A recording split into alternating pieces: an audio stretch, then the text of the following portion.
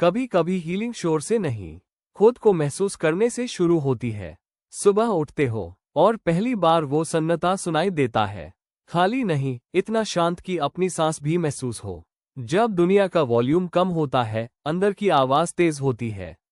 ए flat. ना तुरंत reply करते हो, ना झूठी मुस्कान पहनते हो, बस सांस लेते हो। माइंड वेल्थिज्म ने मेरी दुनिया एक दिन में नहीं बदली, लेकिन अंदर एक नया स्पेस बनाया।